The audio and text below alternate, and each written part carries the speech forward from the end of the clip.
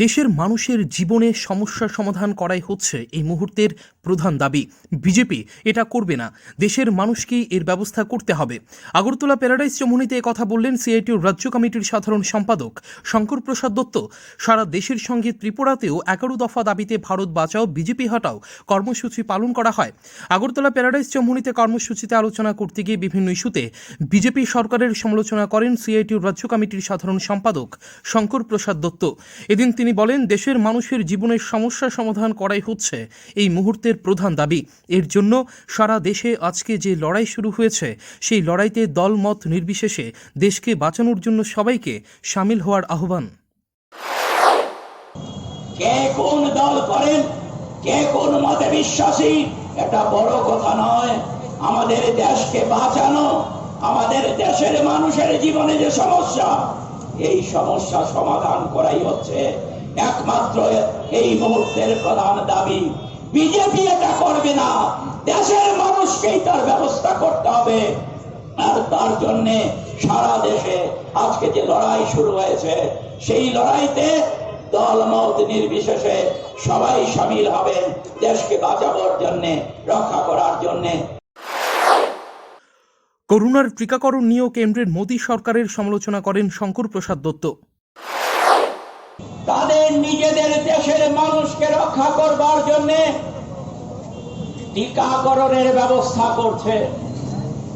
2020-এর জুলাই মাস থেকে যখন পৃথিবীর একটার পর একটা দেশ টিকার অর্ডার দেওয়া শুরু করেছে, তখন আমাদের দেশের মোদী সরকার হা করে বসে আছে।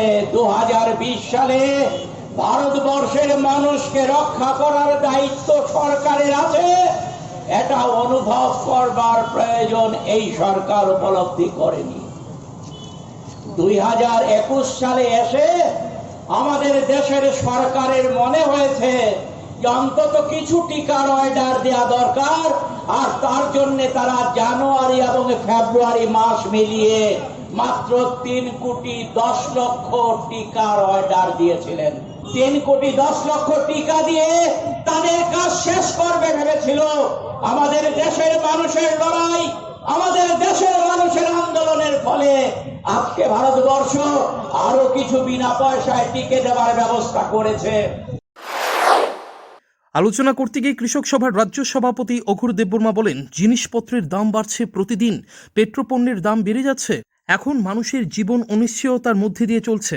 তিনি বলেন, এই কর্মসূচির মূল মন্ত্র হচ্ছে দেশকে বাঁচাও, দেশ বাঁচানো মানে মানুষকে বাঁচাও। অঘুর দেববর্মা অভিযোগ করেন, মানুষের নিরাপত্তা আজ বিপন্ন। এখন যারা ক্ষমতায় যারা রয়েছে, বিজেপি সরকার ক্ষমতা আসার আগে কত ধরনের পরিষেবা তারা দিয়েছে। কৃষকদের সমস্যা হবে না, লেখাপড়ার জন্য সমস্যা হবে না, জিনিসপত্রের দাম বাড়বে না, অন্তত মানুষ সাধারণ মানুষের ক্রয় ক্ষমতা নাগালে নিয়ে আসা হবে, ইত্যাদি ইত্যাদি। সেসব কথাগুলি আপনারা অনেকে জানেন। আচ্ছা, কি হলো? ৬-৭ বছরের এই বিজেপি সরকার শাসিত হচ্ছে দেশ, বরঞ্চ মানুষের জীবন নমস্কার তুলছে। জিনিসপত্রের দাম বাড়ছে প্রতিদিন, প্রতিনিয়ত নিত্য প্রয়োজনীয় জিনিসের দাম বাড়ছে, পেট্রোল পণ্যের দাম বেড়ে যাচ্ছে, রান্না গ্যাসের দাম বেড়ে যাচ্ছে, হাহাকার চলছে মানুষের মধ্যে। মানুষের জীবন একটা অনিশ্চয়তার মধ্যে চলতে হচ্ছে। এখন এই রকম ভয়ঙ্কর অবস্থা থেকে আমরা বলছি দেশকে বাঁচানোর সংগ্রাম। ত্রিপুরায় কৃষকদের অধিকার ভ্রুণ্ঠিত, শ্রমিকরা কাজ পাচ্ছেন না, বেকারদের কোনো কাজের গ্যারান্টি নেই, এই অভিযোগ করেন কৃষক সভার সম্পাদক পবিত্র কর। তিনি বলেন, বাম সরকার রাজ্যে যে রাস্তার জাল তৈরি করেছিল, এখন চলার কোনো পথ নেই। তার অভিযোগ, প্রতিদিন খুন হচ্ছে, মহিলাদের উপর আক্রমণ হচ্ছে। কোথায় সরকার, কোথায় আইন? পুলিশ বিজেপি নেতাদের কথাই চলে। রাজ্যের বামপন্থী সরকার যে রাস্তার জাল তৈরি করেছিল, জাতীয় সড়ক সহ সমস্ত সড়কে চলার কোনো পথ নেই। প্রতিদিন এটা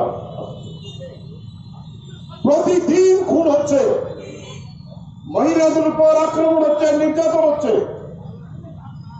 শিশুদের যৌন নির্যাতন হচ্ছে। কোথায় সরকার, কোথায় আইন, কোথায় পুলিশ? আমাদের দুর্ভাগ্য যে পুলিশের বেতন আমাদের ট্যাক্সের টাকায় হয়। সেই পুলিশ ওই বিপ্লব দেবের বিজেপির মন্ডলের কথায় থানা চলে, বিজেপির নেতার চলা কথায় ডিজি চলে, এসপি চলে। তাই কোনো বিচার পাওয়া যায় না, খুন হলে কেস দিতে চায় না, নারী নির্যাতন হলে কেস দিতে চায় না। এই যে অপশাসন চলছে, অপশাসনের বিরুদ্ধে আজকে গোটা রাজ্যের মানুষ ক্ষোভে ফেটে পড়েছে।